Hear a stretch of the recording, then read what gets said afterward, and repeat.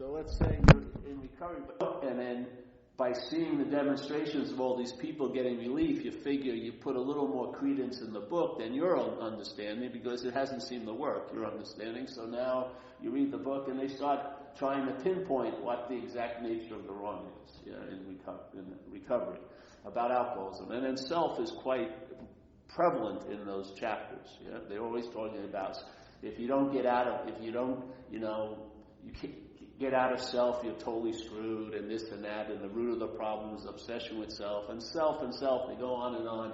Any life run on self-will be unsuccessful. They keep putting up the signs, warning, this is the dilemma, But the tricky thing with that, because you'll go like nod and understand, and you have an intimate feeling of it, you understand, but if it has a little bit of a tricky tail on it, which is the problem is residing in this opportunity, this state that you seem to be in, based on an act of being identified as. That's a tricky one, because now you think you've recognized the problem, but you are the problem. That's the tricky thing. Like it says it in the book, we're not people with problems, we are the problem. Whoa, what? How can I get out of that? I'd have to get out of me. Exactly. And so it seems like a crazy idea. How can I get out of the problem if it's me? That's right. How can you get out of the problem if it's you? And a lot of people hit that logical wall and they go, well, screw it. I'm just going to stay loaded until I end up in jail and institutions of death, because if I'm the problem, how am I going to get relief from it? It's a sort of a dilemma. But in a way, you can be, in a sense, the solution and the problem seemingly at the same time. The solution can be dormant while there's a certain activity called selfing going on, and then the problem can be enlivened, It's active, so it has an effect, while the solution is dormant because your real nature is being forgotten by the assumed nature of this selfing, which is that you're a body somehow, or you're in a body or whatever. Yes? See, the head could never run this story on a spirit. It can only run the story that body is one of its main evidences in its court case, that you're this. What it's presenting you as a mental this, it aligns it with this physical event, and it's a pretty good case, because it seems like actions come from you. The thoughts seem to be in this location. Your life seems to stem and come towards this little fixed point, which is all the body. So it gets a lot of sway by the identification as the body.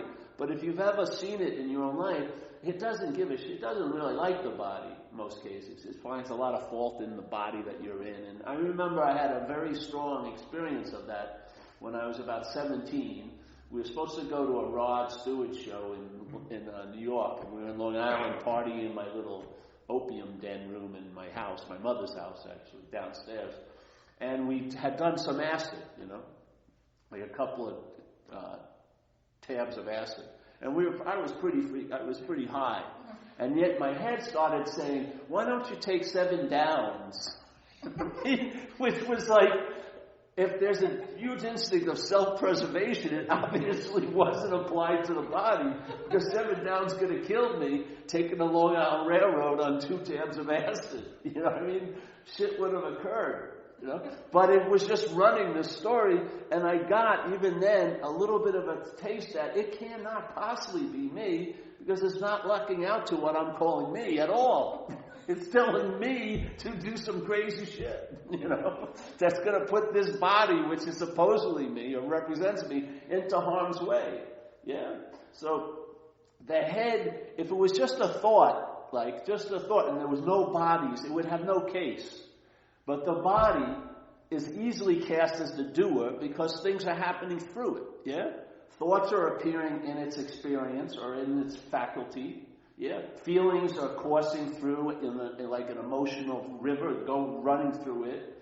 There's physical sensations that it feels like you. So its case is really based on the identification as. So in this case, if you are the problem, if you admit that, it's really freaking good news, which it doesn't sound like it would be. That's why the head's denying it quite a lot and trying to avoid at all costs confronting that it's in this condition, because it's like a death warrant to it, because it's identified as this. But if you allow it to, oh yeah, I'm really an alcoholic, let it really land, and I'm basically screwed, that's the beginning of a new possibility. You're not going to have that possibility while you're shucking and jiving and trying to make it work and you have another plan and another angle. It's in a complete surrender to the point that you're screwed, that the opportunity of being unscrewed just suddenly appears in your little mental and emotional and sky. Yeah? So, in a way, you are the problem, and yet you're not. Because the problem is an identification as, and that means you're not because you're not what you're identifying as. You see? If you were that, there would be no need to identify as it. You would be it. It would be a different thing. But the identification isn't a sense of isn't really rooted in being. It's in thinking. Yeah. The feeling is produced by a lot of thoughts. Yeah. That reinforce that you're the feeler and the thinker and this and that. But the state of being is different than that. It doesn't have to shout out it is. Yeah. But the head has to shout out because it ain't. So it spends a lot of attention on advertising. And when, like, if you see a good product, they never advertise because they don't have to. They're a good product. Shitty stuff like Budweiser beer and stuff has to advertise unbelievably because it sucks. Yeah, they have to convince you it's going to have a better taste with this new bottle that has 3 openings. So it'll go down faster. Wow. That just changed my whole opinion on Budweiser. You know what I mean? It's freaking insane.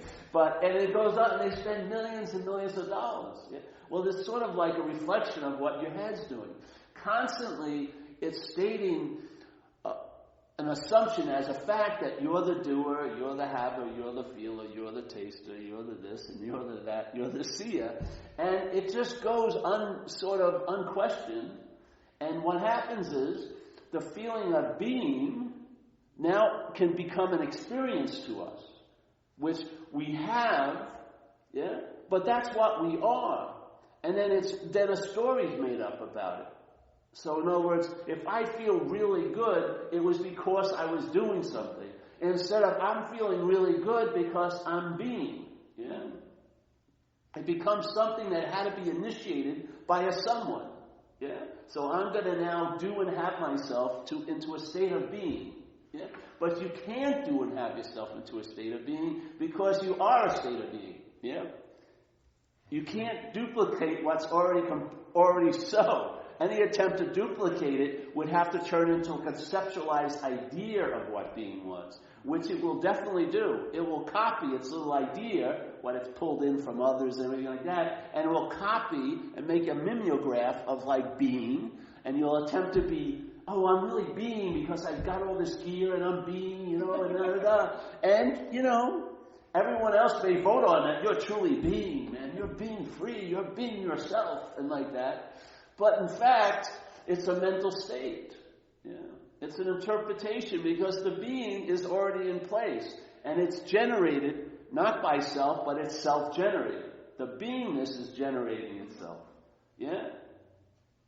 So here's the problem. Hey, alcoholism, let's say, which is just a subdivision of the basic malaise, which is self-centeredness, really. Yeah? So here it is, alcoholism, the dominant one. So it's the dominant strain. So, all right, I'll admit that. Finally, I'm an alcoholic, and I'll admit it to my innermost self. But the self you're admitting it to isn't you either.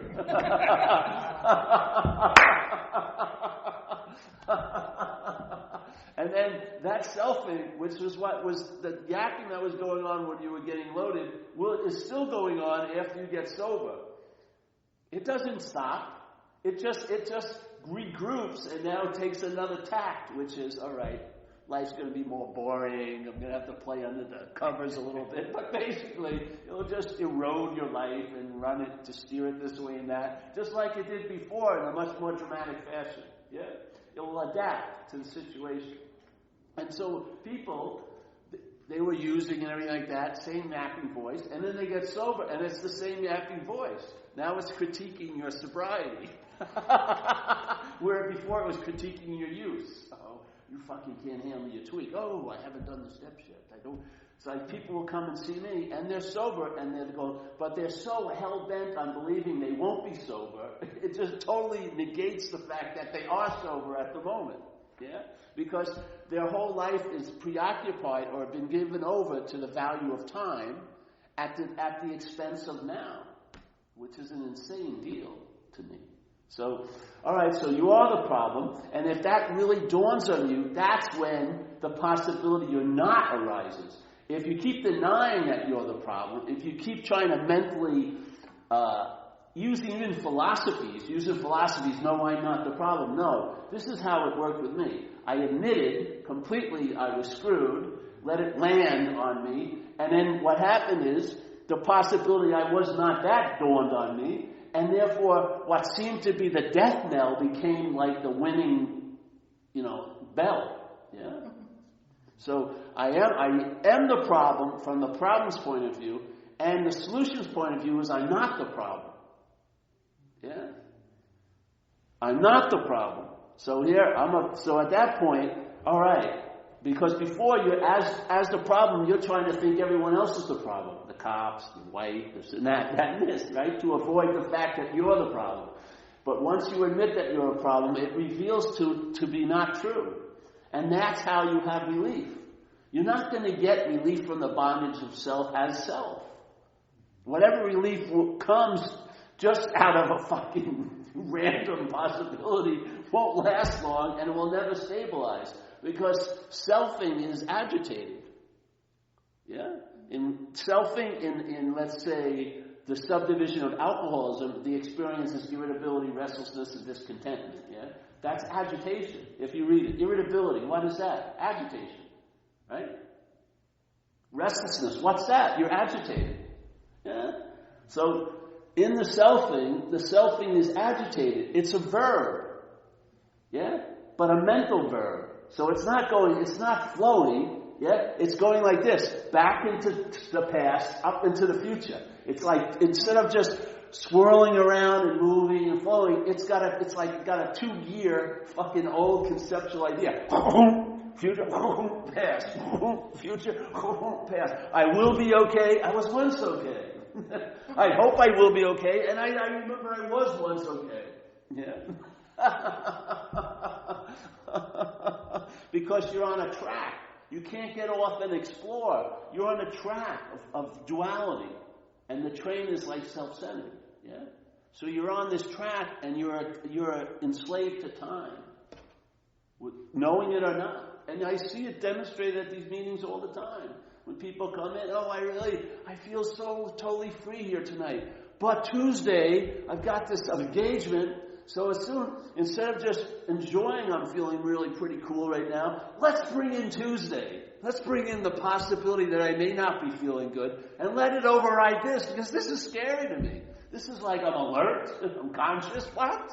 You know what I mean? This is really scary. Anything could happen. But now I know what's going to happen on Tuesday. I'm going to be fucked. Sort of like a familiarity. So let's bring it in and just rain on this parade. Because I don't know where it's not like I'm not leading the parade. It could turn in any street. You know what I mean? They may ask me to play the bass or the cello or whatever, the tuba. I'm not equipped to do that. So let's fucking bring Tuesday in. Bring last year in. Please, hurry up. Get me out of here. Literally. So look at how many people stay busy all day. They're fucking afraid shit of having time on their hands. Because what would happen? Who knows? Something could be revealed about my personality. I'm really that much of an asshole? Oh, no. Yeah. So this is the thing. This is my humble, with everyone, my humble take is it's called identification as a self. That's a verb. It's not identification as a noun called self. It's identification as a self. Yeah? The mind, which is fluid and formless, is identified with an idea that it's a thing. Okay? And to reinforce that idea, it's not just a thing, but it's doing a lot of things. I'm doing, I'm hearing, I'm seeing, I'm feeling. Whatever is moving through the thing, it takes to be something initiated by the thing. Yeah? So I now become the owner of the thoughts and the feelings and the seeing. I saw that. You can't believe what I saw today. You know, like I claimed it. It's mine. I hope no one saw this sunset. It's so beautiful. I just want to have it for myself, you know. It's this movement. It's because it has nothing, it has to try to claim a lot, yeah. It's got to build a story around it because it's empty. There's no one home, yeah. And it's scared shit of that being found out. It's like I had a guy over today. Used a simple example of that. I like this simple example of a snake when it goes through molting, you know. So, you know, when they lose their skin, every year the snakes use the skin. So, all right, so here's the event. Snake's going to molt the skin. The snake doesn't decide for this to happen. It's just one of the aspects of being a snake, yeah? In the realm of snaking, the skin leaves because it needs new skin. It gets old, and it, you know, tears and gets stuck on rocks and dulls itself out so other, like, female snakes don't, hey, man, these guys look pretty bad, you know, you gotta have some shiny fucking skin going on, get your mojo on, you know. So here's the snake, and here's the skin. Now, the skin is assuming that it's the snake, yeah? This gives it relevance. It doesn't see itself as skin, because there's no skin to be seen as. There's only the snake.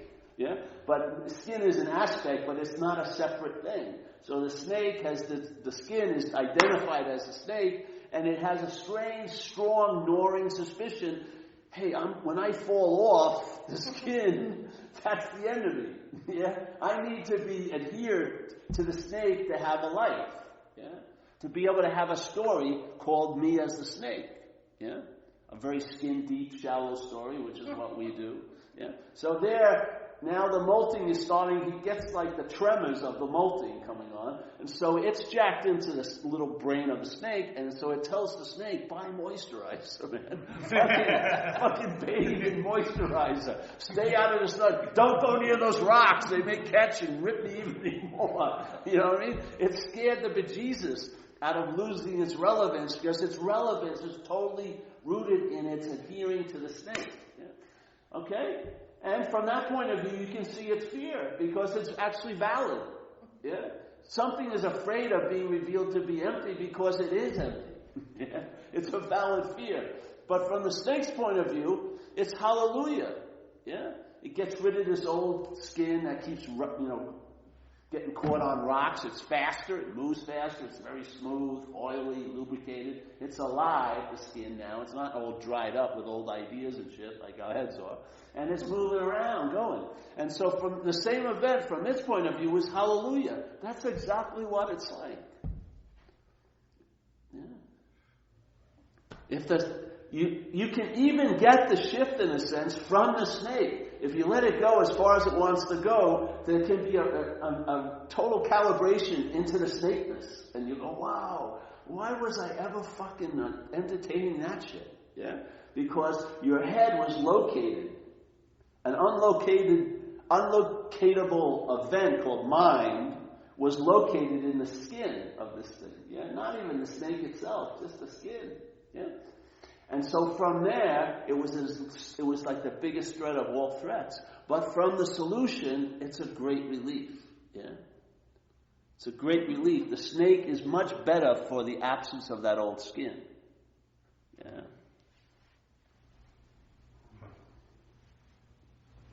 That's what I was saying earlier. You know the problem by the solution. When the skin fell off, you realize you're not the skin, because there'll still be the snaking going on. And you realize and what happens is you'll also immediately realize you never were the skin. Ever. You never were, you didn't have to get out of the skin. It falls off. As soon as the mind gets some ideas and entertains them, it may cause the molting. You may lose interest in that fake mental skin. Yeah? And instead of buying moisturizer, trying to save its face every fucking day, you'll save your ass instead of your face. Yeah. It's very much like that. So, and then when the solution occurs, then you realize, oh, it was identification as the skin that was causing all the fear and anxiety. Yeah? That's why. Oh, that's why. Now, while that's going on, and if you'll never get it. You'll never get it as what it really is until it's truly ain't. Yeah.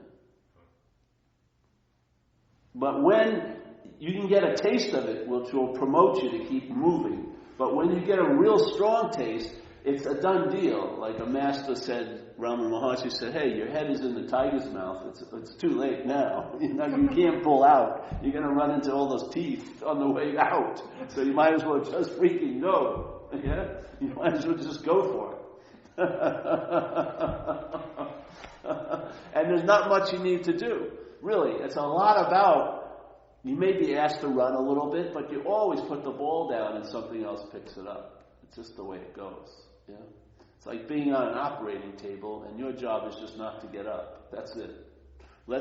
You've opened up to something or nothing and let it work on you. And then you'll find out what it's like by its working on you. It will express to you. Just like the mental parasites are attempting to express you by taking you over, this aspect of mind would be very happy to express itself through also. Yeah, and you'll be much the better when it does, because it's benevolent and expansive, not contracted and petty. Yeah, some of its effects are written in the big book of AA. You will lose interest in yourself and gain interest in others. You'll stop trying to take out of everything and start seeing what you can contribute. All of these things will sort of come naturally. You don't have to provoke it. You've already done it with a little bit of willingness. Just entertain a possibility. And I'm humbly believing that I'm not offering it, but this is the possibility that I received and I entertained. And it proved to be miraculous, so I have confidence. It may not look the same, but it can have a very vast effect on you if you entertain it. Yeah? And then it's so funny, you're entertaining it may coincide with you getting sober, so that what you're entertaining will have a nice space to express itself through. You're not probably going to entertain this if you're fucking running around 6th and Market, smoking crack in the alley. It's probably because why would it want to land there? There's no place for it to grow, no place for it to express. Yeah? So it's very weird how life conspires. So you hear this message and you think, oh, you're getting this message, but this message will open you up to be able to receive other messages. So those messages can find fulfillment and fruition in the expression that you offer. Not a fucking closed door, yeah, but an open door. And all I find you need really is repetition. If you forget, just be reminded. Yeah? And after a while, it's like if you do anything for a long time, like if you do Qigong, which is a Chinese form of exercises. Let's say I started doing them when I was younger, and then you would do it, and the movement would produce the effect. But now it leads to a point where the effect will be prior to the movement.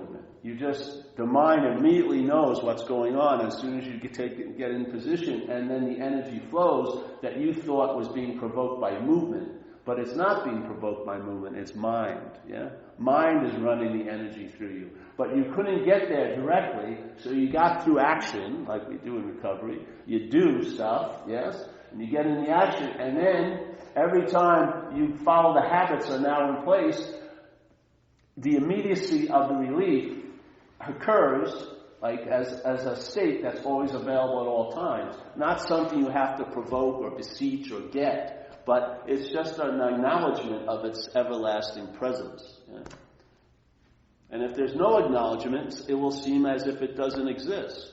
Because the only way you can seem like you exist is to make sure that doesn't seem like it exists. Yeah? You can't serve two masters at the same time. If the parasite seems to be the master of the possibility of this body experience, I don't want to say there's anyone in there because there isn't, but if the parasite's running the show, then that's the master. And you'll see it by its effects. Your mind will be preoccupied in time by yesterday and tomorrow. Your faith that you have as a possibility of mind will be in a failed system, so it will produce lots of anxiety. You'll be scared for no other reason than you're living under that tyranny. Yeah.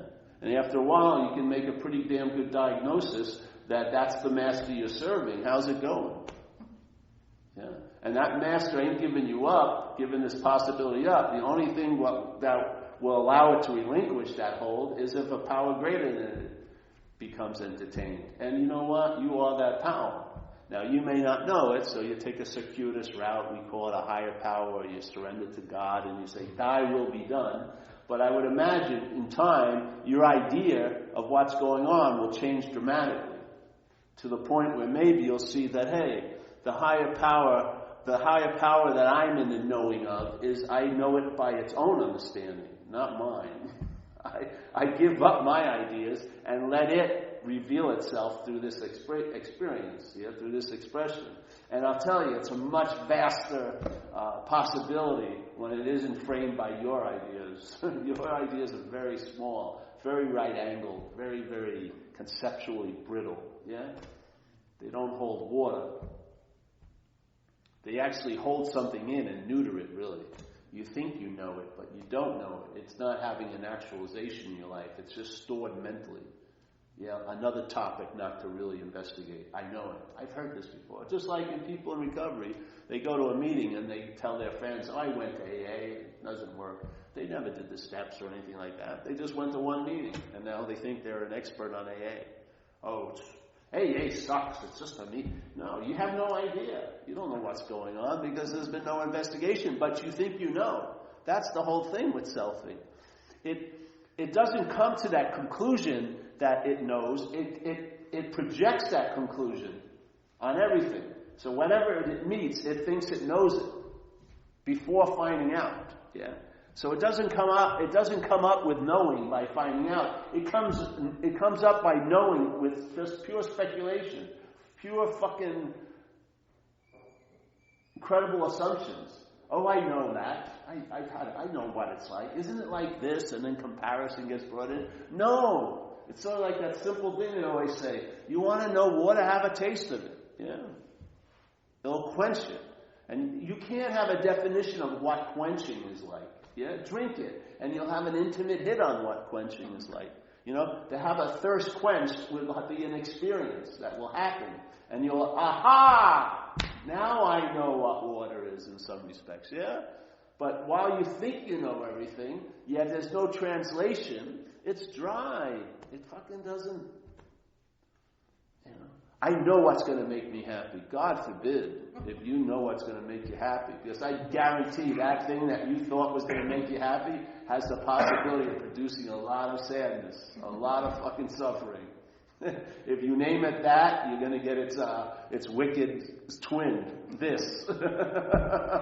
You can't escape the dualistic expression here. Yeah. I love that, and then a year later, I hate that.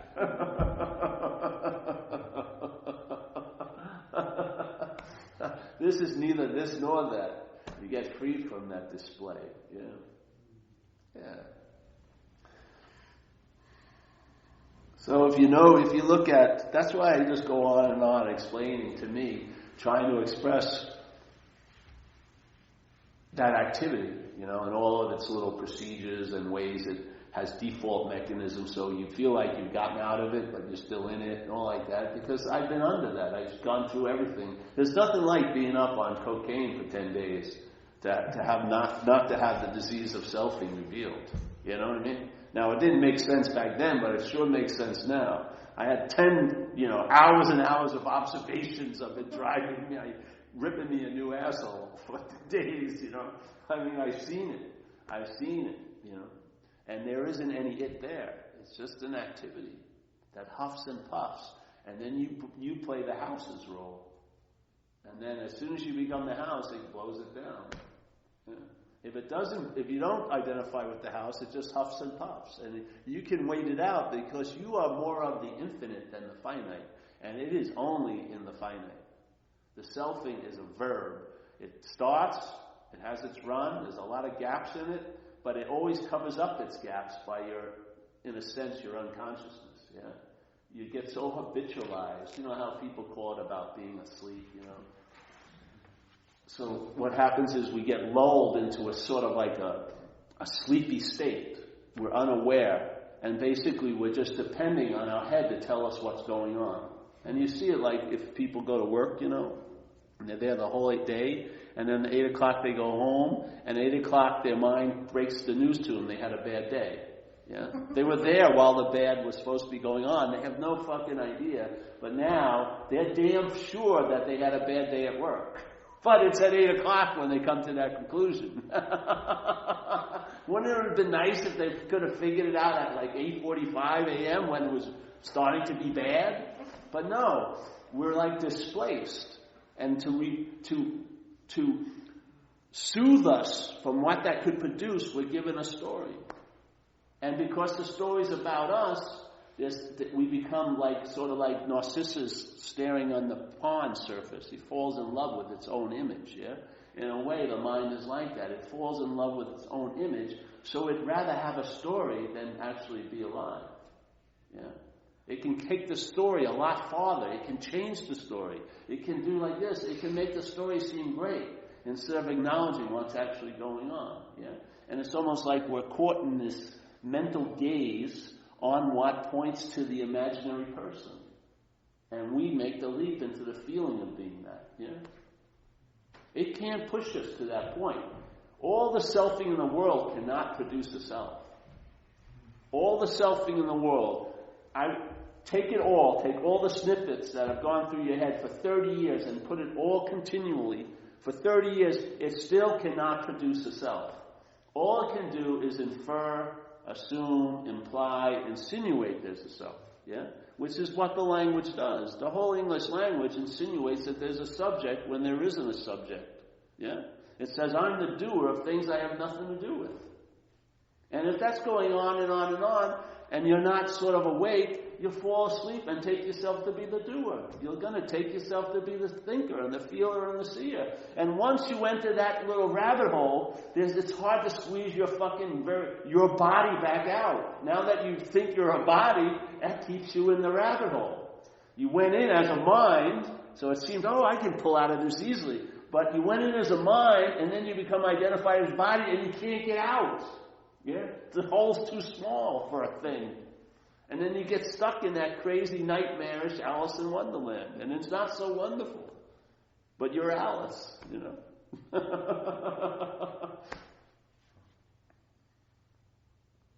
Watch it, see it. See people, they go home, they have a beer, kick their back, and then they go over their day. Not based on facts. Oh, that guy was fucking with me. He probably didn't even think about you. But now he's fucking with me. And then it's not even left at that. It's added onto by, he's been fucking with me for a while. Yeah? So there's it uses time to produce momentum when there's no momentum. Yeah? So you got this big heat going, getting up, getting steamy, and of course it's going to want to burst, It's going to want to act out. And, usually it does. And then what happens? There's consequences. And then you have to deal with them or not deal with them. And every reaction to something as a something produces more of the sense of something. Yeah. You can see it. Some know things have gotten so embroiled in the something, it's difficult in a way for them to even entertain the possibility that they're not that. They won't even give it the time of day for 5 minutes. They are so sure that they're what they think they are. They don't want to hear anything. Yeah? They just want to try to make it better or just avoid it or get loaded or whatever. Yeah? If there's a kernel of a possibility, and for some people, it doesn't have to be this way, but for some people, they get their asses so royally kicked that the system has failed them so terribly that they have to sort of have a sober assessment of what's going on because they're screwed. That's what happened with me. It was a regular day at the office, and I remember a download started to occur, and it was like a CNN news flash. Yeah, no story, just a headline, and the headline was, I'm fucked. And I had been for quite a while, seemingly, but it hit me that I was. And that started something. Yeah? That wasn't brought about by me. Something downloaded sort of weakened all the veneers and all the shades I had pulled down to keep any kind of light out, and something pierced right through to the center. And it illuminated something, and then it changed the course of the events of this action figure dramatically overnight.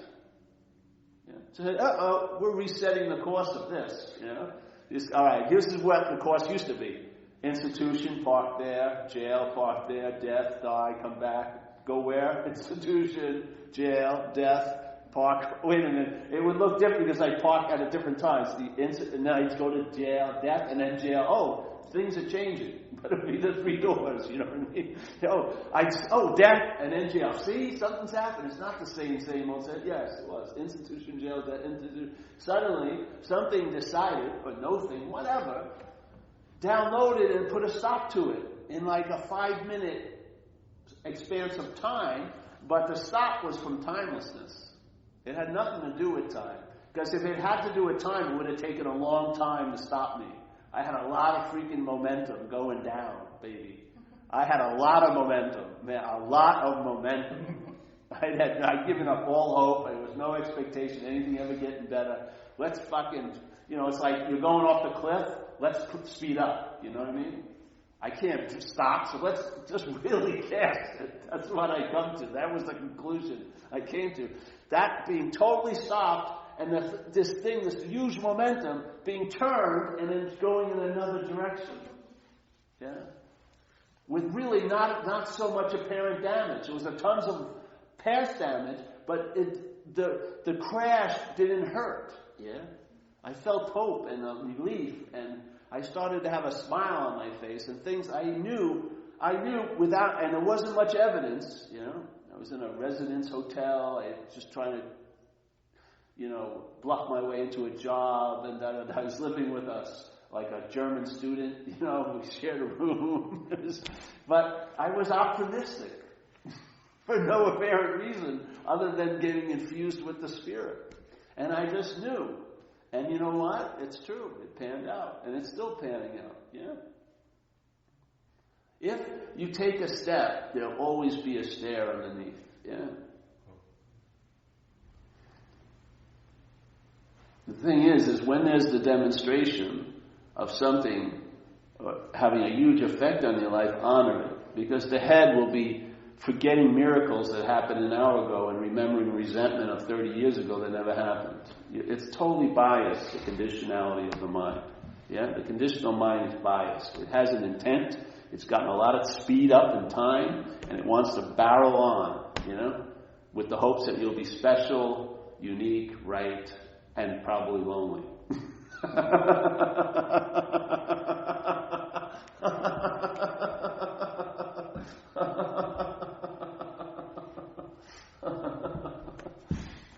So there is a solution,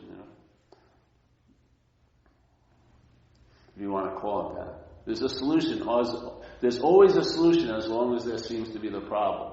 When the solution dawns on you, it's shown that the problem's imaginary, and then there's even no need for a solution. Yeah? Because you could lose a solution.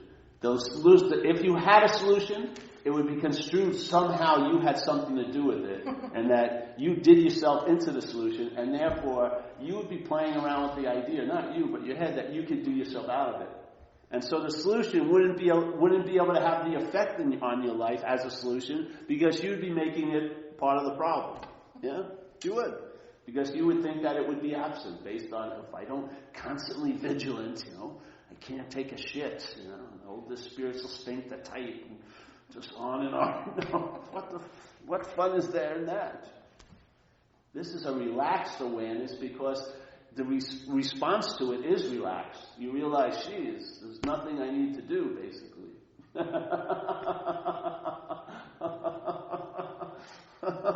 How much? You don't think that's going to provoke response after you've been on this freaking train of doing and having for all this freaking time?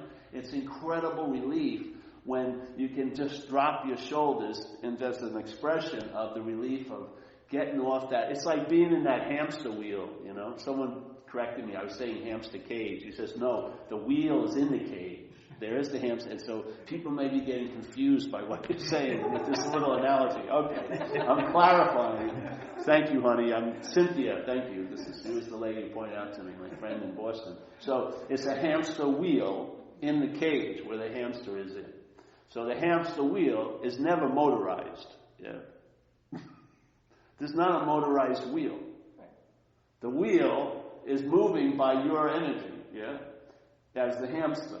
And so the hamster gets out, and it's what a miracle, it fucking stopped. No, the reason why its basic state is stopped. The reason why you haven't been able to experience it, you're trying to experience it, is what's moving it. So if you get this noble idea of the day the hamster wheel stops, I want to be there to have the experience, you're the reason why it's moving. You can't get out, you cannot escape that. There is no wiggle room. Self cannot get out of self. You can't use the mind to find the mind. Yeah? The hamster wheel will never be at peace with you in it. Because your nature to seek, to do and have, is going to be the force, the energy that keeps the hamster wheel, which you'll be bitching about and complaining about. I hate this wheel and this and that. But the wheel's definition is based on you. Without you, it ain't a wheel. It's just this thing. It's like a reef or something. You know what I mean? It doesn't have any wheel-like. There needs to be an engine to move it to make it a wheel. Use the engine. And I don't care how slick you get, you're still the engine. If there's a sense of you as the seeker and the doer, the wheel's moving. Even if you're walking, like you're doing those walking meditations, just concentrating, lifting, putting, it's you moving the wheel. The only way you get a vision of it being stopped is when you're out of it. Yeah? But what happens is, if there's a feeling of you being out of it, that's a larger hamster wheel that you haven't seen. Now you recognize that was the wheel, and now I'm out of the wheel, but that wheel's moving too, because your same modality of mind's there in this freedom from that wheel, and now the freedom from it becomes another bonding mechanism. Yeah? Because you use the same format, seeking, doing, having, yes, this and that.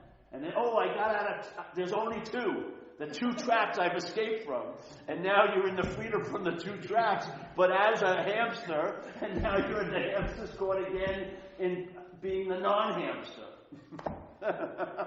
And there's wheel upon wheel upon wheel upon wheel upon wheel upon wheel upon wheel upon wheel upon wheel. Yeah. You're never going to get out if you take yourself to be in. No way.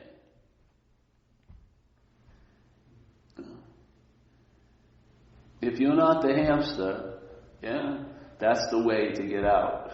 You cannot get out of the wheel as the hamster, because the hamster's nature is to run, and it's going to run and seek, and it's going to make another wheel. Yeah. So.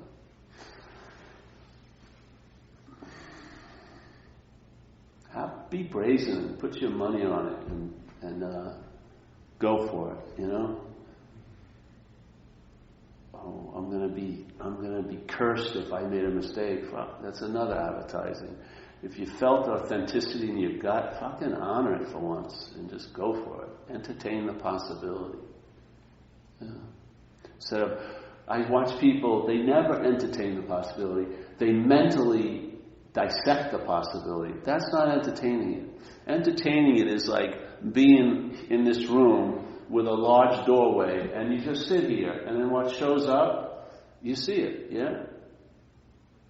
And then something else shows up, and you see it. And something else shows up, and after a while, what doesn't move is the space that you're seeing things in. And something dawns on you, yeah? So you entertain this the message. You may think you've heard it, but actually it's different than hearing it, really.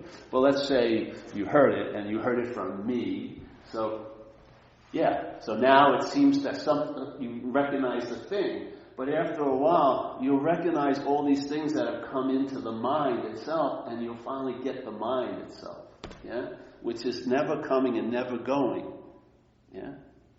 It's what allows everything else to come and go. But it doesn't have that same nature. If it did, it would be part of the coming and going. Yeah? For there to be coming and going, there must be something that always stays. That's the only way that coming and going would be given birth. Yeah? Just like it says, there's an old teacher called Wei Wu Wei, I always get his name wrong, but he used to say, what's conceiving can't be conceived of. Yeah, it's a beautiful statement. Yeah. So what's conceiving all these thoughts cannot be conceived of. Yeah? You can't use the thoughts to figure it out. Yeah? You can't use the feelings to feel it. So a guy like to say, what's seeing can never be seen, what's hearing can never be heard, what's tasting can never be tasted, what's feeling can never be felt. Yeah? It's beyond that. That's why there's feeling, hearing, seeing, tasting, touching. It doesn't come from the realm of seeing, hearing, feeling, tasting, and touching. That cannot produce that. It comes from, like everything comes from nothing in a sense. Yeah? So, wow.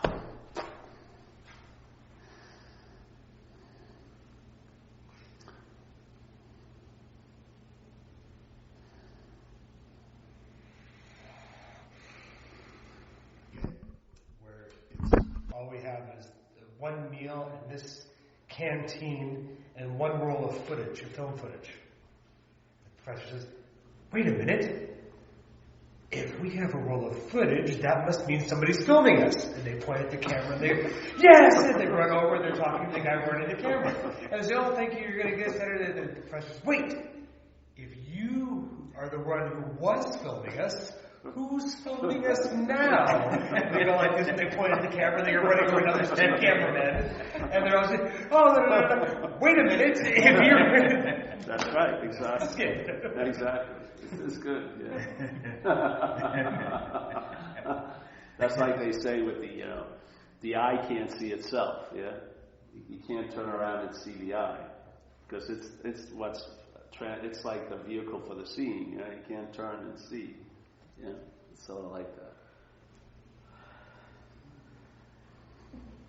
I like that. I may have to steal that one. Yeah, no, I'm sure you could probably find it on YouTube. I don't think something like that. It would go on ad infinitum. Yeah, right.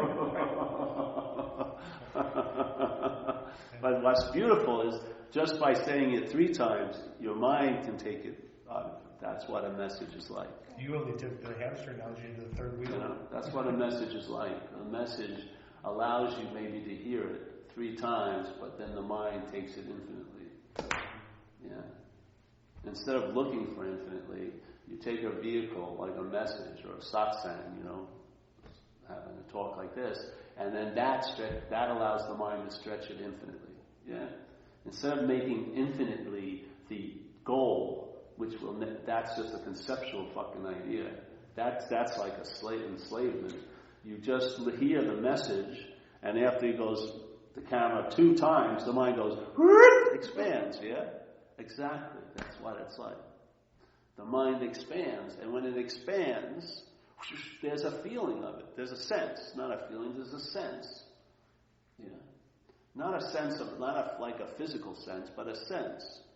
So it's an aha, and it's like an aha prior to any aha. You know it before knowing it, yeah? Once there's a knowing of it, it's like you knew it before that. Yeah? It's like an unspoken yes or something like that. Yeah. So, and then once that happens as an event, let's say, you can go back to it. That's what the message is like repetition. So the message can project you right there again. Yeah? Until it gets very convenient to you, where it's really familiar, and then you don't need anything. Yeah, your mind has expanded, and it didn't bounce back. It didn't contract. It just stayed expanded. Yeah, to a certain degree where it produces an immunity to what would contract it. Let's say, so it stays expansive. So you start living the joke in a lot of ways sometimes.